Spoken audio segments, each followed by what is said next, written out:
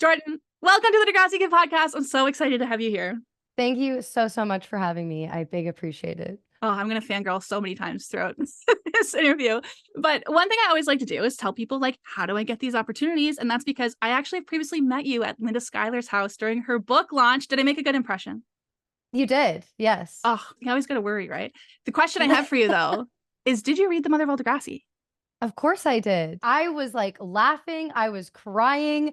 The romance between Linda and Steven, I was like, oh my God, when they finally had like the little moments. To be honest, working with Linda, and obviously I was a lot younger. I myself was in high school, and being an adult now, obviously always respected Linda and thought the world of her.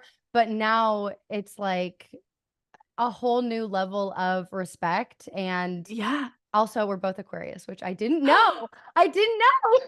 I love that. She tells so many good stories. Like, one that stands out to me is that I never would have expected Linda Schuyler to have to go through is that she had to have her husband signed off on a check, or have a husband to sign off on a check. Yep. It's so crazy to think how recent that was in just Degrassi's history. So yeah, the story that I'm curious about is Bruce Mackey. She talks about her gay best friend, who is a school teacher by day, a gay man by night, and couldn't come out of the closet. Were you familiar at all with Bruce's history with Degrassi before you read the book?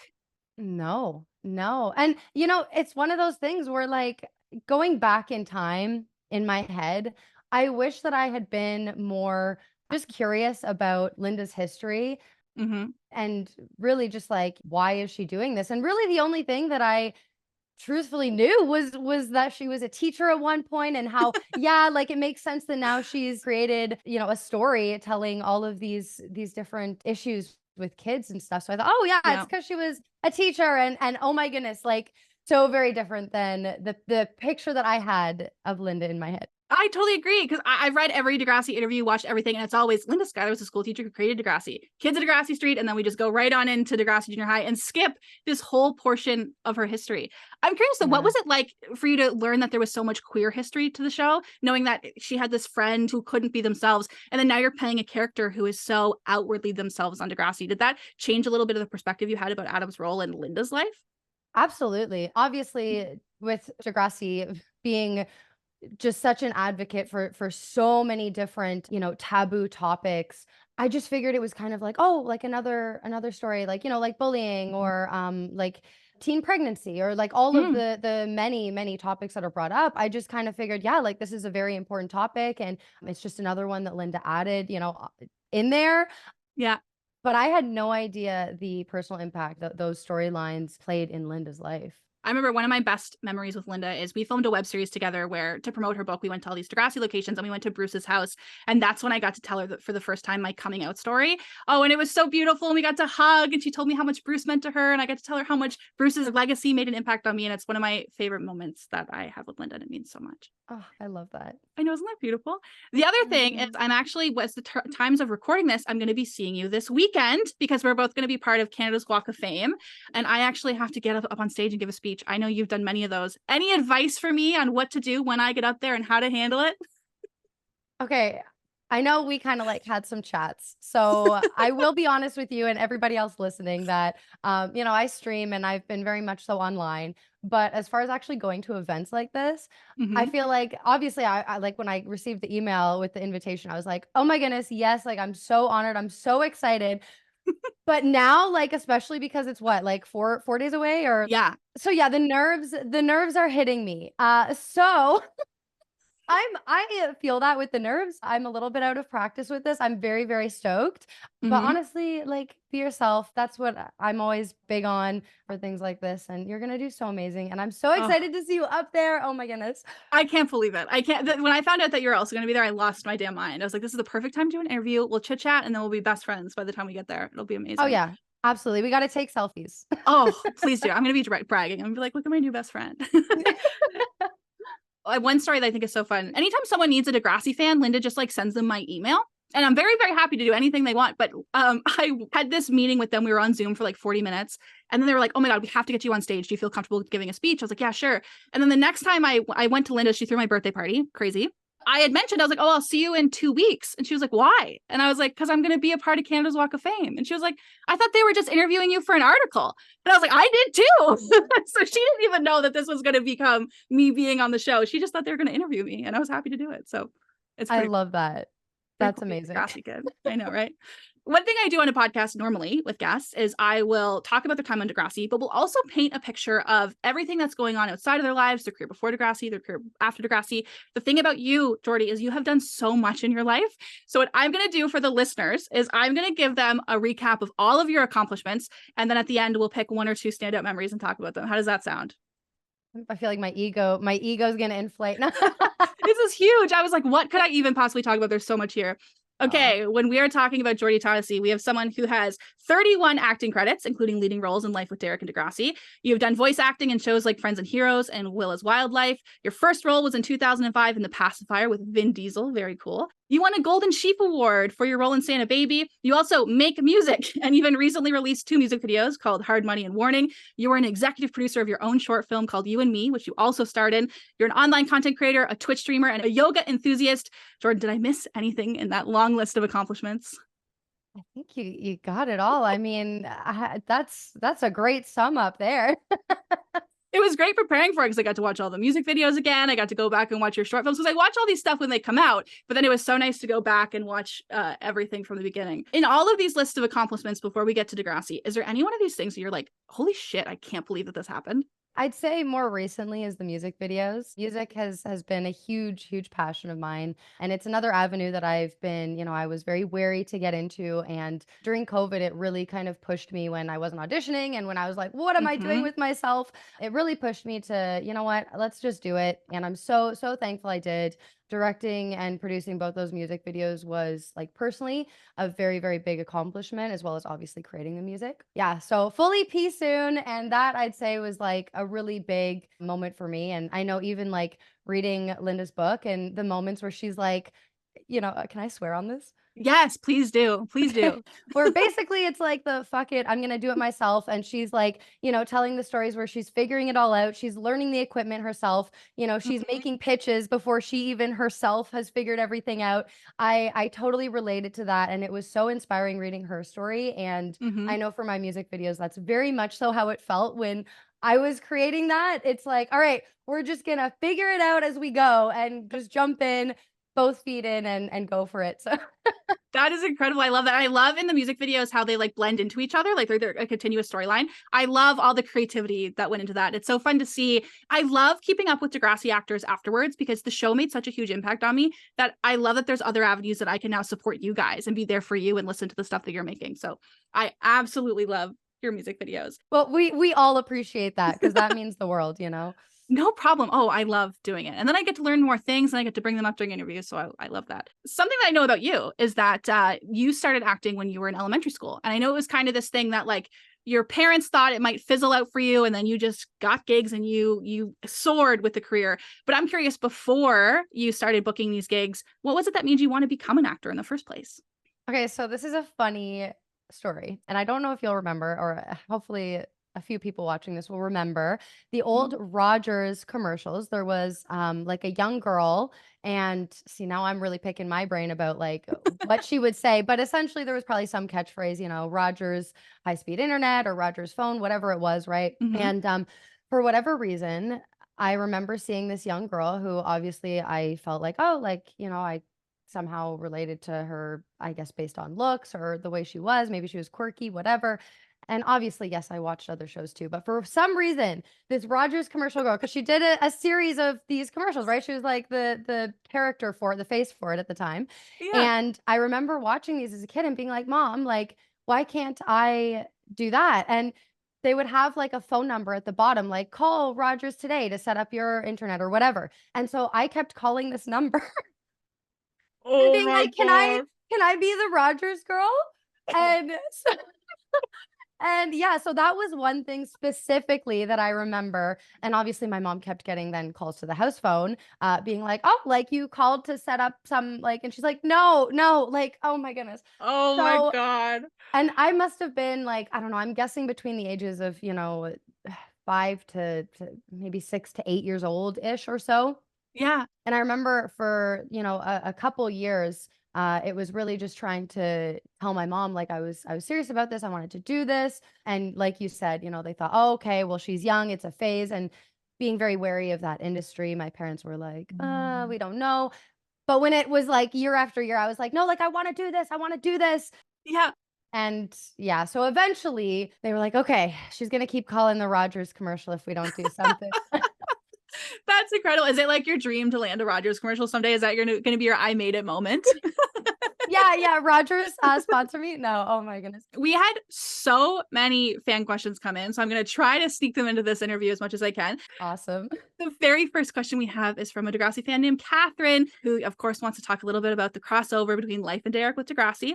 We know that so many, oh my God, like everyone appears in the show. Shane Kipple is Spinner on the show. He's in Derek's band on Life with Derek. Lauren Collins plays Paige on Degrassi, but she's Derek's girlfriend. And our favorite crossover is, of course, that your mom on Life with Derek is Fiona's mom on Degrassi, and you guys have a scene together. So Catherine wanted to know, what was it like reuniting with one of your Life with Derek co-stars and being in a scene together? Hi, Catherine. It was awesome. Like, I mean, I feel like it's kind of a joke between Canadian actors that if we're not going to see each other at auditions, we're going to see each other on, on some other set at some point. Uh-huh. It's like, the reduce, reuse, recycle Canadian actors. And in the best way possible, obviously, because no, it's amazing not only seeing fellow actors, the fact that they can take on so many diverse roles and change those characters, even though, Joy was a mom in both. It was very different characters, very different mom roles. It's always cool to see, I guess, just the different characters that these actors can do. And obviously, yeah, it's so fun on set being like, oh my goodness, hi. Like, that is incredible. My first experience with Joy Tanner is she was in an episode of Goosebumps and she played a monster. So my memories of Joy Tanner was always to be so scared of her. And then I saw her appearing everywhere on TV. Now I feel, comfortable. She's not a scary monster. But when I first saw her on Live with Derek and I was young, I was like, that's the girl from Goosebumps. She like turns into a cat. It's like a whole thing. Okay, I need to find that. You have to send me this. I need to see this. How did I not know this? Maybe it's good I didn't if she played my mom in Life with Derek and I would have been scared, but that's amazing. Oh my. Because Goosebumps is Canadian. So like a bunch of people from Degrassi are in the show. So there's so many crossovers where they have so many different, they're monsters, they're kids that are scared of things. It's like an incredible show. So when I grew up and started watching these TV shows, I was like, I know all of these people. It's so great. One connection that, if I ever get Joy Tanner on the show, I'll have to ask her. And this is just kind of like a silly thing that maybe you might have noticed or not. Joy Tanner plays a mom in Life with Derek. And of course, Casey and Derek, there's a little bit of tension there. We know it. And then in Degrassi, Fiona kisses Declan, who is her brother. What is Joy's characters doing as a mother to emphasize that it's okay to kiss your brother or flirt with them? I've never thought about that, but that's hilarious. Yeah, Isn't Joy, what is going on? If I ever get you here, that's the question. Both of her kids have these like very charged moments with their siblings. It's very strange. Yeah. Whoa. Totally have never put that together. That's amazing. Chantel also has a question for you, specifically about the transition from Life with Derek to Degrassi, from the perspective of the fact that Life with Derek was a kid's show handling kind of softer topics. And then Degrassi, you grew up to the show that handled harder topics. What was that transition like for you in terms of the topics you were covering as an actor? Hi, Chantel. It was Chantel, right? Yes, you're so good at doing the highs. Thank you. Hi, Chantel. Well, it means a lot. Like, I hugely appreciate the fact that people are interested. I mean, even I got to say this, I forget where it is in her book, but when Linda's like, oh, like, she's having doubts and it's like, nobody cares enough about my life. And it's like, I totally, like, when people ask me questions, I'm like, oh my goodness, thank you so much for caring. So I love that. Thank you. Thank you. And I'm so sorry. You're going to have to You're like, so what is the question? The transition from Life with Derek to Degrassi and growing up with the storylines. I feel like I myself was going through a transition period, going from, elementary school to entering high school. When I booked Degrassi, I had literally just started grade 9. So I think it was, very mirrored with my own life in the sense of, although obviously Adam is a very different character than myself in real life, I think those kind of stories and coming of age topics really reflected what I was going through in my own life. So it felt very authentic. It felt very natural. I love the industry. I love filming. So I was just very, very happy to be filming again. I know we had just filmed the Life with Derek movie, the Vacation with Derek. And it was very, very soon after that, because I'm pretty sure I was just talking in another podcast about how I'm pretty sure I got that like blonde and purple haircut to enter into high school as like a new look kind of vibe. You know, rebranding myself. So Yeah. it was very soon after that I booked Degrassi. And I know even playing Lizzie a little bit older with that, you know, blonde and purple hair, Mm-hmm. that in itself was a kind of cool experience too, because it was, you know, showing that coming of age, that Lizzie was Yeah. almost as tall as Ashley, if not as tall as Ashley at that point. So yeah. Oh, that is incredible. I love hearing about that because I'm a huge Degrassi fan, but I grew up watching all of these shows, right? Like Life with Derek was the one that I sat down on the couch. I had to see what the latest tea was. Were they ever going to kiss on the show? I don't know. I had to find out. So I loved Life with Derek, and it's cool to hear that perspective of it. But now we'll transition into Degrassi because we're here for Degrassi. And I want to take this moment with Jordan Todosey to tell you. I know I've talked to you about it before, but I love Degrassi start to finish. The Kids of Degrassi Street, Degrassi Next Class, I love it. The reason I love it is Fiona and Adam. That is the couple that changed my life. It was my first glimpse into you can just like whoever you like. And I know that in the end they didn't work out and it makes sense, but they are still the couple that if anybody asks me my favorite couple, if I'm going to watch any crack ship YouTube videos, it is this couple that I am going to do. So the fact that I get to talk to you about Degrassi is like one of those high bucket list. Like Linda Schuyler threw my 30th birthday party, I get to interview Jordan about Degrassi. Like that is how huge this is for me. So I can't say thank you enough. I'll also emphasize that as a super fan, the reason, and this is my reminder that I can cut anything out. I am obsessed with Degrassi. So if I ask anything that is too overbearing, you can be like, Jocelyn, I don't want to talk about that. Okay. Like I want to know stuff, but if it's something too much, just let me know. Because the question I want to ask is, Degrassi was the show that put queer people on TV and made it accessible to me as a 14-year-old. I'm curious if playing a character in the LGBTQ community impacted your coming out experience. Only if you're okay talking about that. Yeah, absolutely. No, Okay. and to be honest, I have definitely thought about this, numerous times throughout my life. And I grew up a tomboy. I'll preface it by saying this. So I grew up super tomboy. Pretty much all of my like friends growing up were like guys.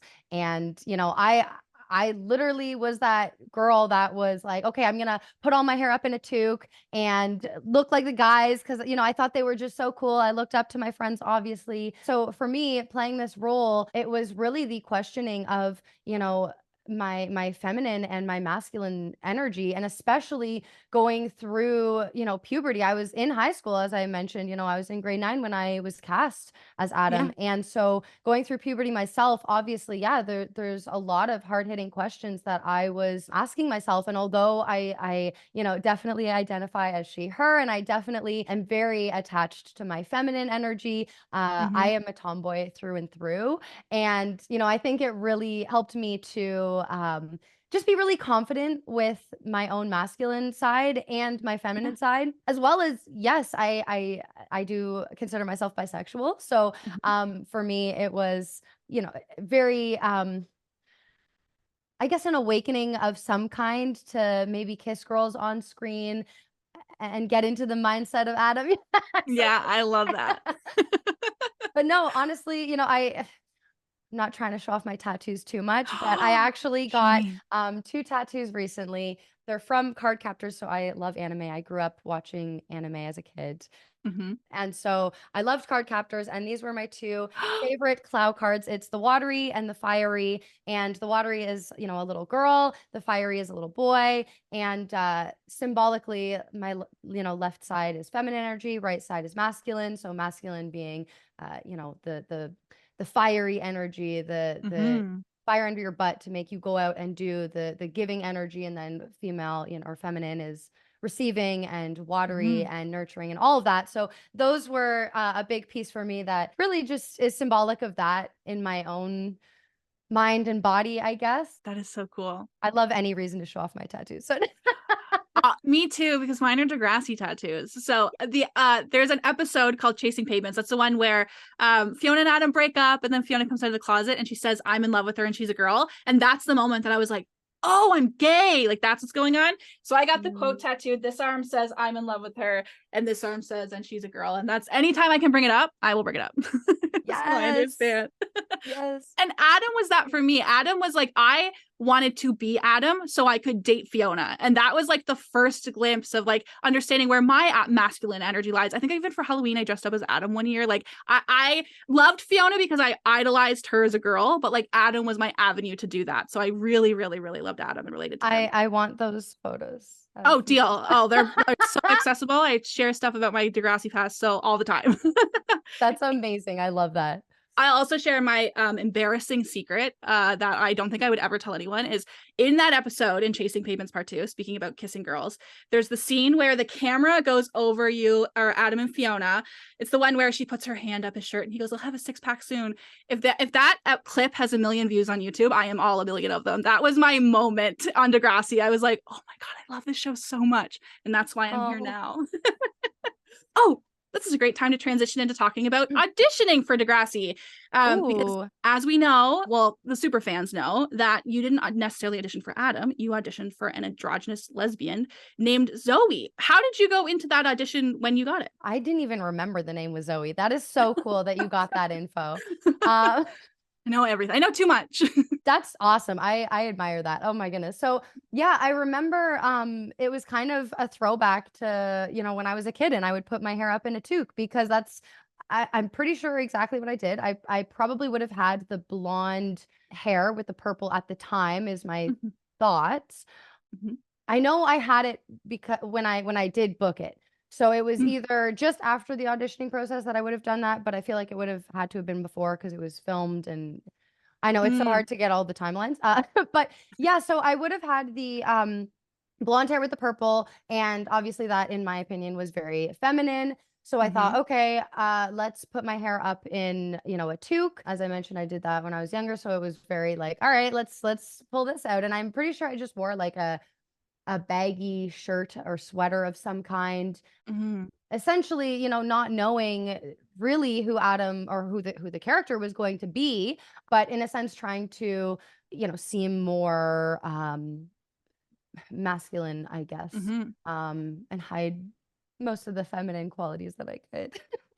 That is incredible. So either way, it was pretty much going to work out the same, that you were probably going to have to cut your hair and do all that kind of stuff for the role. Yeah. I'm curious, what is then the point after your audition that you then learned that Adam is actually going to be a trans character? Yeah, I remember them talking about it, and I'm pretty sure it was once they were, essentially considering me for the role, I would assume, only because the main reason that they were trying to keep that, I guess, on the DL was to probably protect the storylines, confidentiality, all of that. So I'm sure that that's why. Plus, it was obviously a very, different character than anything that had really been done on mainstream media.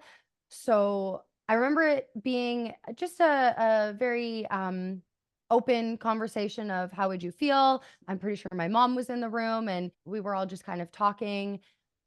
And obviously I was like, yeah, like this is a great role. I am, I'm good for this. So let's, I'm down for this. Let's do it. Like I love that. That is the way to be. I love that so much.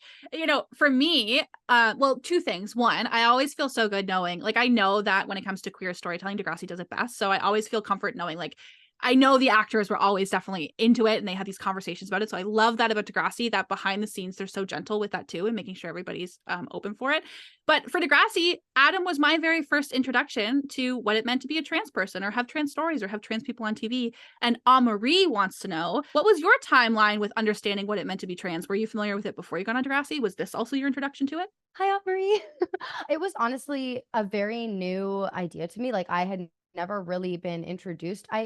I think the best way that I saw it in my own head is, oh, okay, so yeah, like Adam's just a guy. Like at least to me, And so in that, I know I was like, okay, so yeah, I just gotta act like my guy friends, like to the best that I can. And obviously, the fact that Adam is a female to male transgender, I felt like, okay, this is like, yeah, I'm obviously, I'm a female, but I got to be like one of the guys, And obviously it was, working with the writers, the directors, it was not just me that created Adam. I definitely do not take that on as Mhm. my own. That was very much so a team effort, with everyone and them helping me through it. Mm. I'd say the homework that I did was, essentially just studying my guy friends and seeing the little idiosyncrasies that they do or how they walk or Mhm. how they sit and, trying to lower my voice and like, all that kind of stuff. But yeah, it was a very new concept to me. And so I think that's why I was, as excited as I was to take on such a unique character. Oh, I love that. And I don't know why it only just clicked to me now that that's like similarly the stuff that Adam would be doing when he was going through his transition of watching his friends and seeing how they behave and taking that on. And it reminds me of a different interview I heard before. There was he played Toby on Degrassi, and he was telling a story about how the kids think that they took ecstasy, and he had to pretend like he was on ecstasy. He had to pretend like he thought he was on ecstasy, and he had never done drugs before. So he was like, but it made it perfect because he was a 13-year-old pretending like he was on drugs when he wasn't. So I never even clicked that Adam would be going through that same thing of trying to figure those things out too. That is so Yeah. cool. And I think even throughout the seasons, we see Adam grow in himself and become more confident. And yeah, I actually Yeah. I haven't released it yet, but I filmed or released it. I haven't posted it yet. Released it. It's just a YouTube video. It's not, Oh but my I God. did a YouTube video just for my main channel where I do like a personality test, and I did one as me. I did one as Adam and one as Lizzie, seeing how, like, if I could, and obviously, I'm not Adam, I'm not Lizzie, but it was more so just for fun to get into the mindset of these two very different characters and different than myself. I was just curious for fun. And I even, obviously it's like, this is not the finite answer, Mm.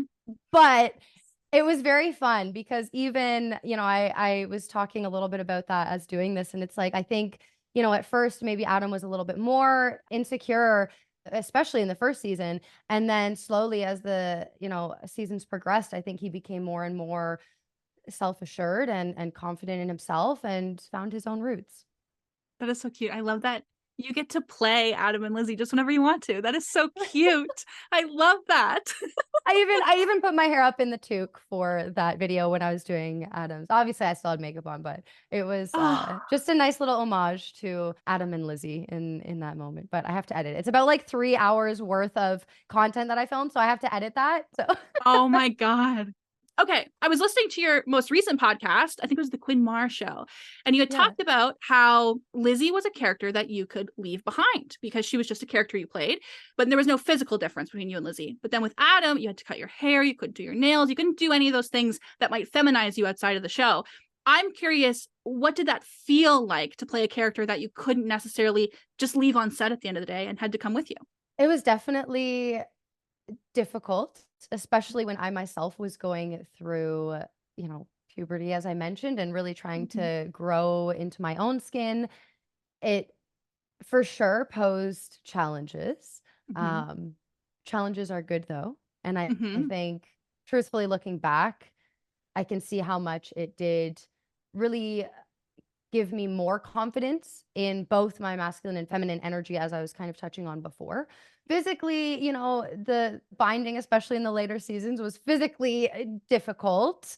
Mm-hmm. Especially, I think it was the volleyball scene maybe or something, but I remember I was like moving around or something and it, obviously like anybody that has had to wear like a corset on set, for a period piece, it would probably be very similar to that in that you Mm-hmm. can't necessarily like get a full breath of air. And so there was like a moment where I'm like, ooh, like I feel a little but Adam typically wasn't running a marathon, so for the Yeah. most part, it was fine. But so physically, I'd say that was, maybe a challenge. But I'd say in my own high school experience, it was harder because of the fact that I had short hair, and at the time, it wasn't normal Mm-hmm. or when I say normal, it just wasn't common Yeah. for girls to have short hair and still be as feminine as I was trying to present myself.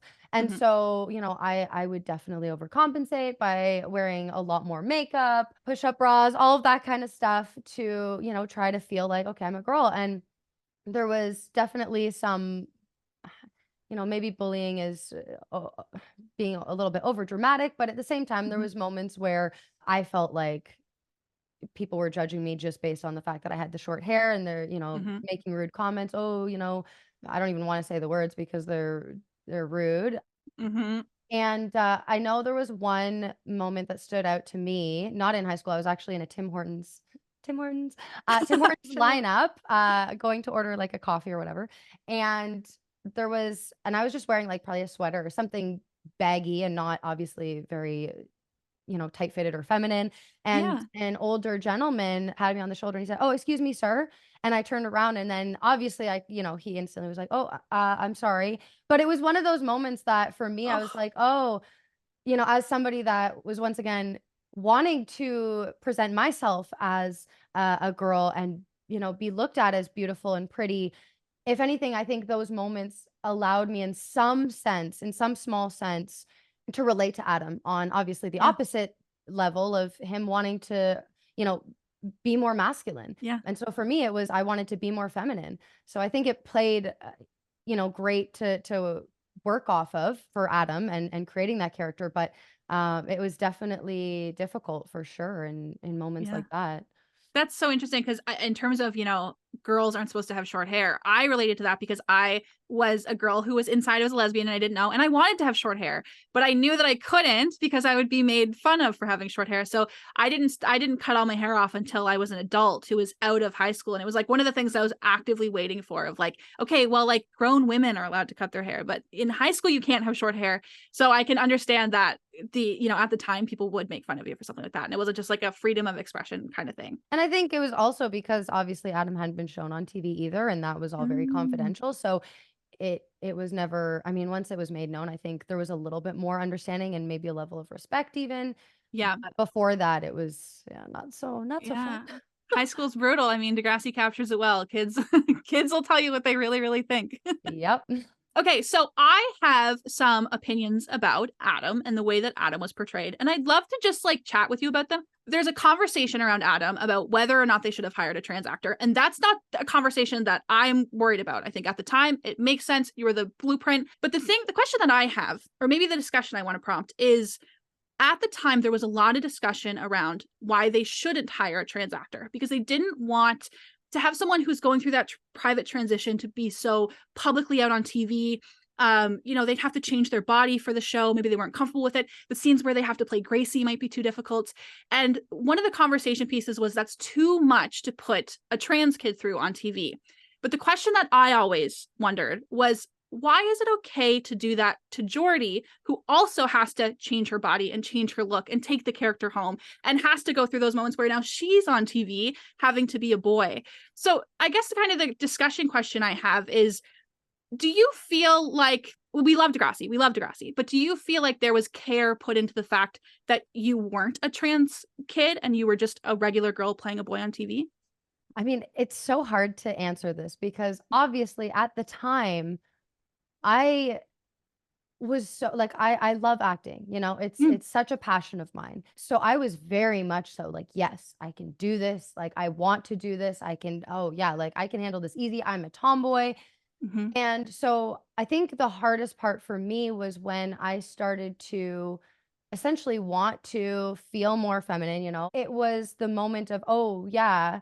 And also wanting to, pluck my eyebrows or do nails and things like that. It was difficult, but if I could go back in time, I would do it again. And obviously, yes, I would, hopefully do it with even more grace than I did, and, a more mature mindset about it. But in no way do I ever feel like it was made a mockery of, and that includes my life too. I know there was a photo shoot we did for Teen Nick, and I had I had made it very known that when we went to events, I was like, I want to be, a girl. I want to be pretty. I want to, I want to have the makeup on. And so there was a photo shoot we did for, and I'm pretty sure it was Teen Nick. And they let me dress up as a girl. And they, were very, I feel like specifically trying to make me feel, seen as a girl in that moment. And especially even when we would go to events in New York or LA or anywhere, obviously when they would dress us, they wouldn't, when I wasn't portraying Adam on screen, they would very much so dress me up as a girl and do my makeup beautifully and all of that. And I know with the makeup artist specifically, and they would do my makeup once I was finished filming for the day, if I was going out that night or something, or if there was like a Degrassi cast party, those were fun days. They they would definitely like do my makeup for me sometimes, or really try to make me feel pretty in that sense. And it's hard because obviously everybody's hands are kind of tied in that sense, because we wanted to do the character justice. And so that's where, when I was plucking my brows, it was the conversation of, Adam wouldn't be doing this though, realistically, right? Mm-hmm. So I think they handled it as, gracefully as they could. Yeah. Obviously, like anything, when you're in the moment of a difficult time or a difficult period, or that moment in your life, it's hard to see outside of that, like anything. And there are definitely, there were harder moments where I was going through my own stuff, and then having to portray Adam on top of that was difficult, but never, looking back on it, would I ever put that on, Degrassi. Yeah. I hope that I worded all of that well. That was a beautiful answer. I appreciate you being so open and vulnerable, because these are the things that, I've watched Degrassi and I've watched every part of Degrassi. So I've even seen this might have, to be fair, this might have been right after you left the show, but I remember there was times that Degrassi, as a fan who consumed everything, sometimes they would have boys versus girls. And so they would have, Fiona and Jenna and Holly J versus Drew and Eli. But when it was gendered like that, I didn't see Adam in those scenes, or in those things outside of the show. I didn't see you.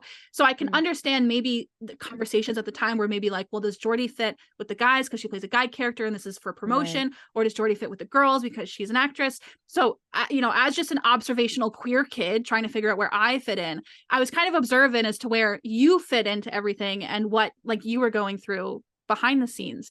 And another point that I have to that is, the time period is also so different. And this was 2010, and I remember I would watch episodes or interviews with Annie Clark, and I know the journalists were well intentioned, but their questions would be like, oh my God, what is it like to kiss a girl?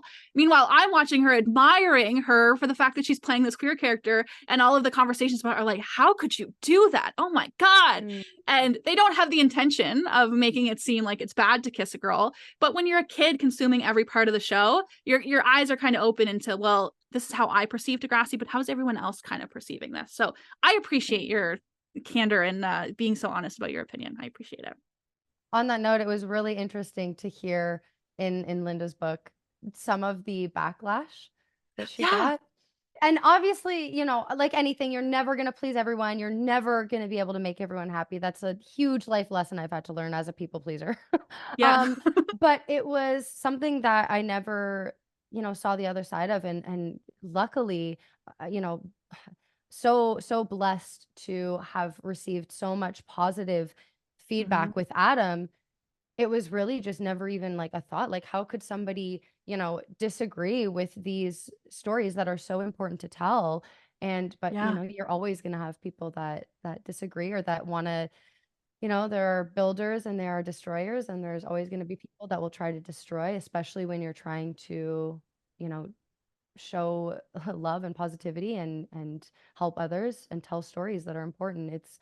So that was very interesting. And I think even in the opposite of that, any struggle that I had portraying Adam was nothing once I heard those positive stories, the stories that literally bring tears to my eyes because of how impactful Adam was. Okay, I'm not going to cry. But it's true, like when you hear people opening up and being so vulnerable with you, and I'm just an actress, obviously, I didn't even write this, right? But it's hugely impactful. And that is definitely even the whole why I do what I do. The binders, I gotta get those because I love that. I love that whole idea that Linda does. And it's so true. That's why any struggle that I would have had, it's no, that's not even, especially more so now looking back, obviously. I think it's really, humble of you to say that, well, I didn't write Adam, but you are the person who represents Adam. And I know for me, the reason that I love the actors is because you guys believe in the things that you're doing as characters. You believe in the stories and you bring that to them, because there's so many shows where people show up, they play a character. They're not educated on really what that character's going through. They don't really care to learn about it. They're kind of just like, hey, I'm here to play this role, whatever. But you guys fully embody that. And that's the things. I mean, you were real kids playing these characters and really believed in their stories. And that makes a huge impact and perfectly transitions me into a submission from Dave.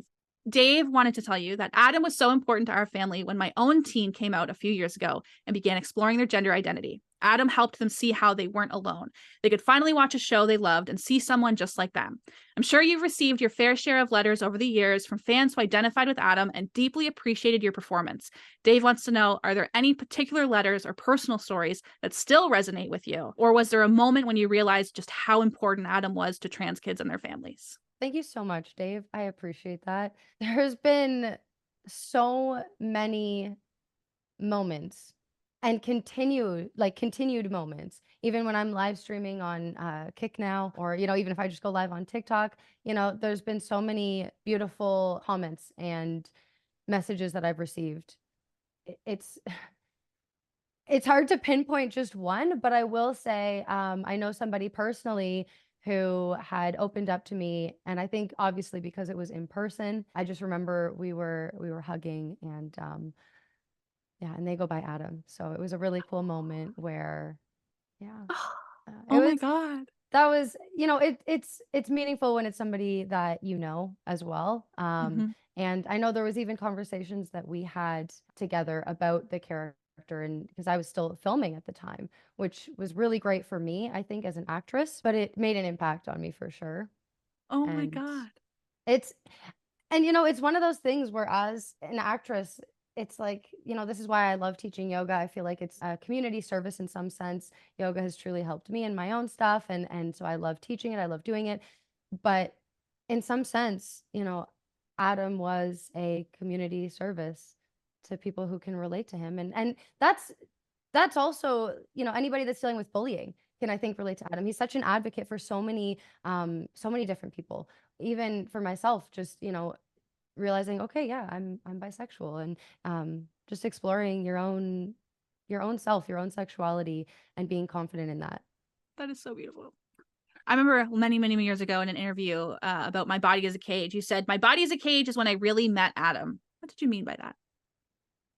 Well, before my body as a cage, I feel like Adam was very much so just one of the guys. We never really got to know who he was as an individual, what he was going through, and his, daily struggle. And so that's where I met him in the sense of who he truly was. And because of, it's like that saying, when you show vulnerability to someone, you're kind of allowing them into your world or into your space. And that's, I feel like, what those episodes were for Adam, where he was able to show that vulnerability. And even with Eli and Claire, with his family, and obviously with the viewers, he allowed people to see that side of him that he was trying so hard to hide.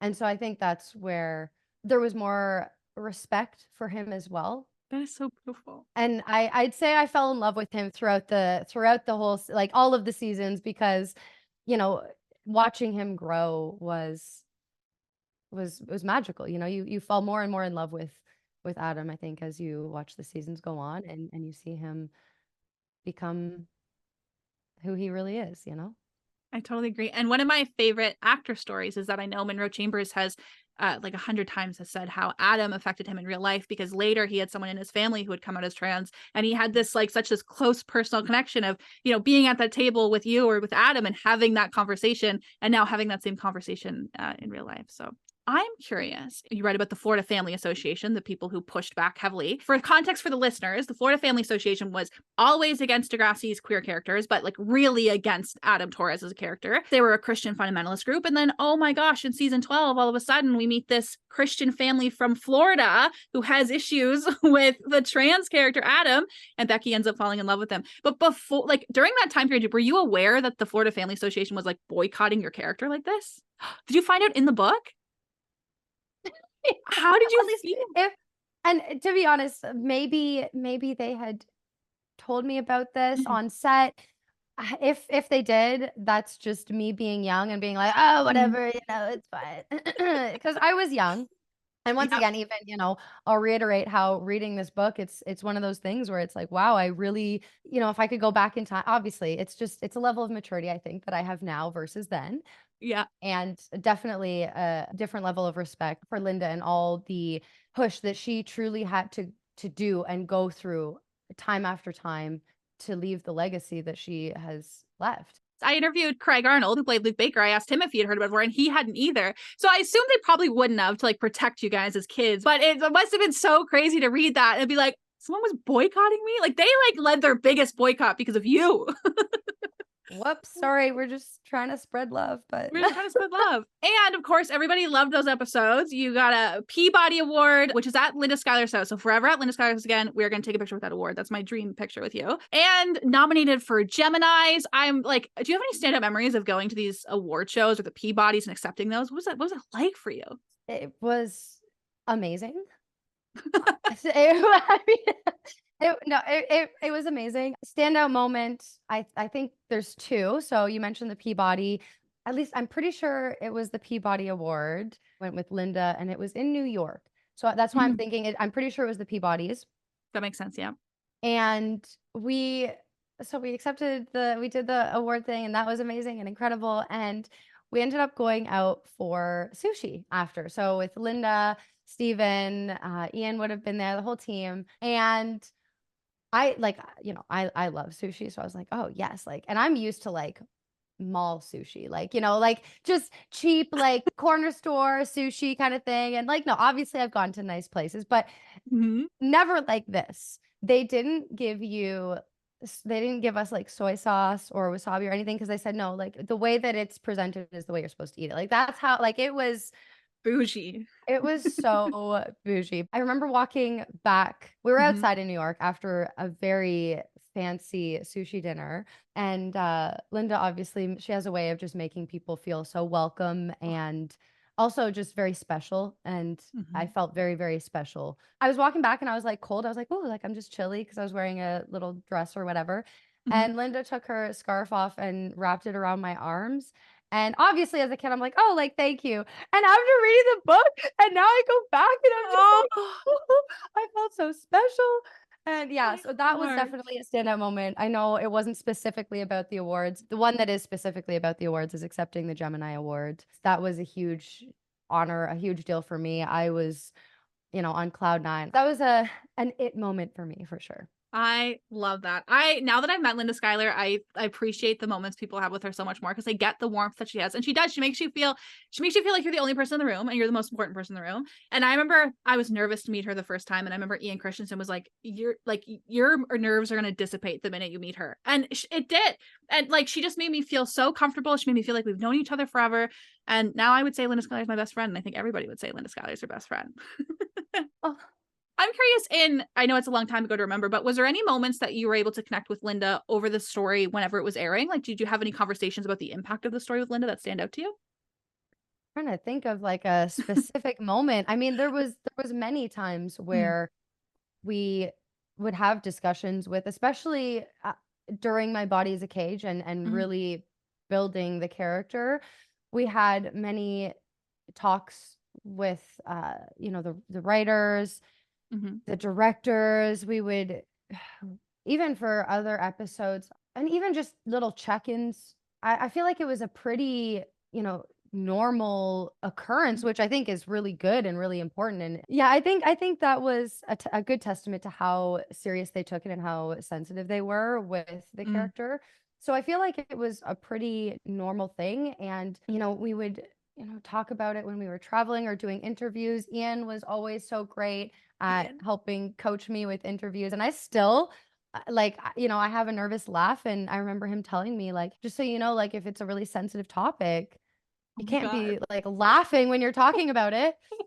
And obviously it's just a nervous laugh, right? Yeah. But Oh my yeah, God. there was many moments where we would talk about it and yeah. Does that nervous laughing when you do it, does that replay in your mind now? You're like, oh. Oh yeah. I mean, yeah.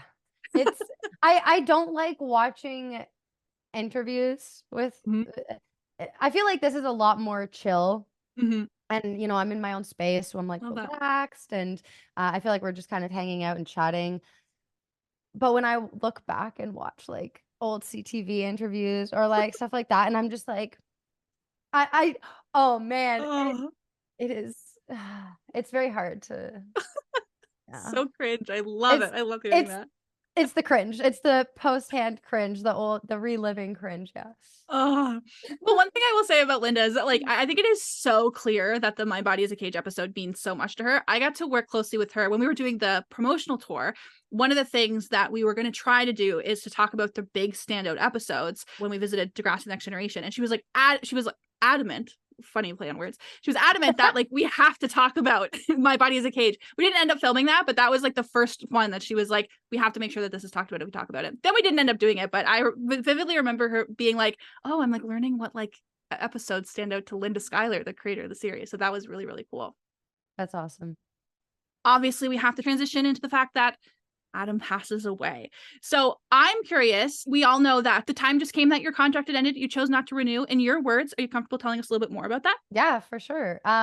So, essentially we are all, well, I don't know about all. I will speak from I know that I had signed a 4-year contract. Mm-hmm. And so with that, it was coming to an end. And so the discussion around if we wanted to renew that or what the next steps for Adam were. And I know it was getting to a point with the character that it was weighing on me a lot more in the sense of how can I do Adam justice while still like I'm very much so a girl outside of this, and especially if he was going to start taking I don't know if it was T or hormone blockers, but if he was essentially going through with the next steps and